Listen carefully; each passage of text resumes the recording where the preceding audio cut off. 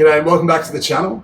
So in today's video, I want to go through another stretch that you absolutely should be doing every single day, but probably aren't. And the stretch that I want to go through today is the sitting hip external rotation stretch, or essentially a stretch that puts your hip and your lower leg into a position like this. And the reason why this is so important to do every day is because this stretch, or a stretch like this, targets a lot of the muscles in your buttock area. And this is important for a number of reasons, but one of the main reasons is that that area is central to normal function for a lot of things around that. So if you're dealing with any lower back dysfunction, any hip dysfunction obviously, or even any lower leg dysfunction in the form of knee pain, shin splints, ankle pain, Achilles pain, even foot, ankle, and arch pain, then freeing up the hip in this position can go a long way to improving the mechanics of everything that follows down from that. Now, obviously, as I'm demonstrating here, this is a really simple stretch that can be done anywhere that you might be sitting, whether that's sitting on the couch watching TV or at work while you're at a computer or a desk. And it's also important to mention that this particular stretch is kind of a mid-range version of the stretch. I'm going to go through two variations to scale this up or down for anyone that finds that this position itself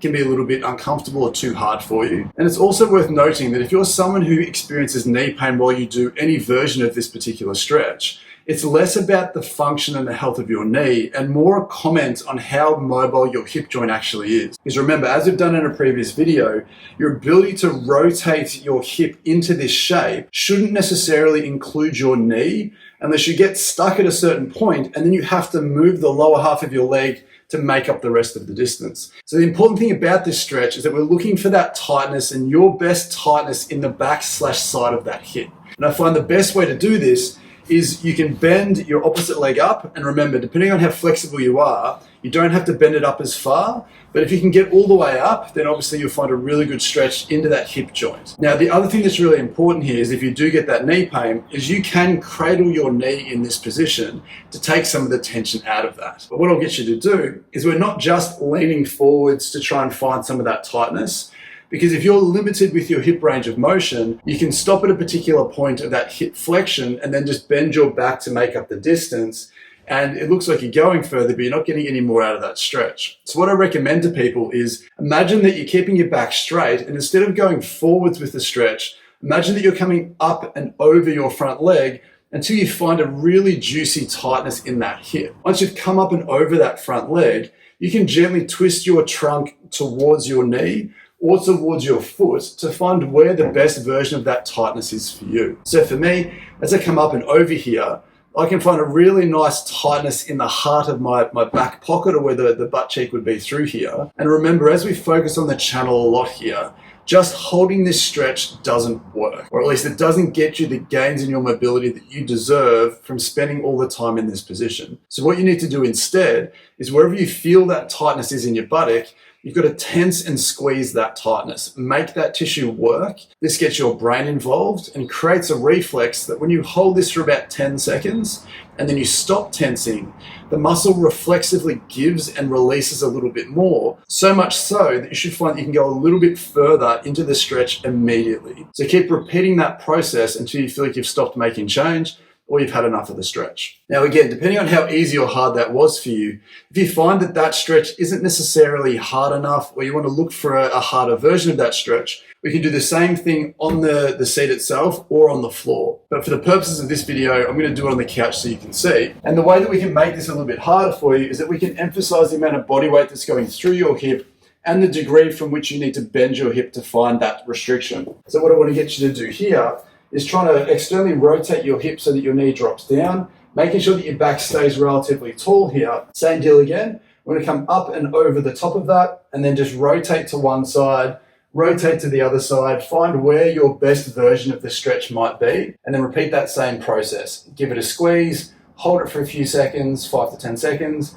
Then when you relax, it should give. Your knee should then drop down a little bit further, but you might find you can also press into that a little bit further than you could before. And this is a much better variation because you can put more body weight through that tissue to generate greater results if you feel like that's important to you. Now, more importantly, if you're someone who is really tight through that hip, maybe you've had dysfunction for a long time, and if you find that this just isn't an easy position for you to get into, we can scale this back a little bit to try and give you that entry point, that safe, comfortable entry point that you can chip away at over a couple of weeks and eventually progress yourself to this point and then hopefully to the next stage after that if you're seeing some fantastic changes. Now, the way to make this a little bit easier for yourself is that you want to come back to either putting your foot up on the chair itself or on the side of a couch like this. Remember, we're trying to do that hip external rotation. So from this point, if I get you to drop your knee out to the side to externally rotate that a little bit, however far you feel comfortable here. And then what I want to make sure that you do is that if you take your hips back as you lean over,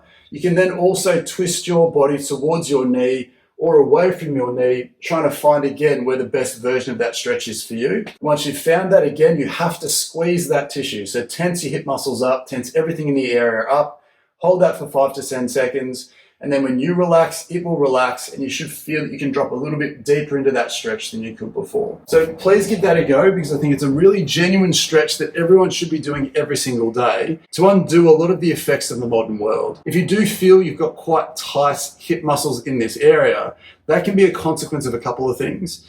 The first one is it can just be a consequence of having to sit all day and sitting in a position where you're not generating that rotation. You're stuck in this mid-range seated position or this mid-range hip position for hours on end over the course of weeks, months, and years. So again, as we always say on the channel, if you're taking the time to mobilize and free up a restricted area, you also have to take a step back to try and understand why that particular part of your body has become tight in the first place, so that stretching becomes an end point at some stage. For some people, that might mean being a little bit more upright with your posture, rolling up a towel, putting it in that part of your back, so you don't sink into the chair, you're just supported by the towel. It could be something as simple as standing up and walking around more often to make sure that you get out of the shapes that might be stiffening you up. But one of the best ways to maintain that hip external rotation shape is to literally do it as much as you can.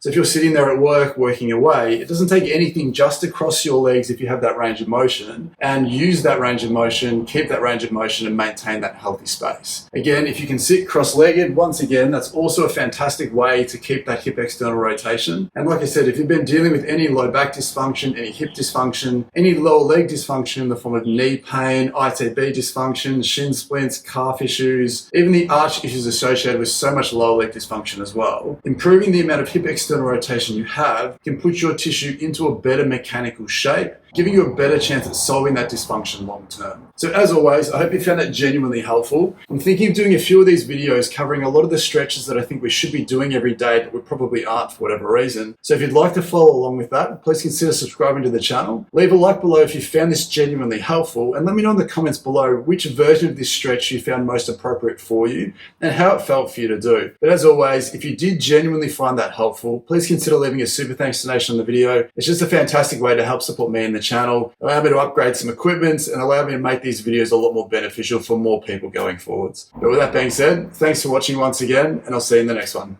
Bye.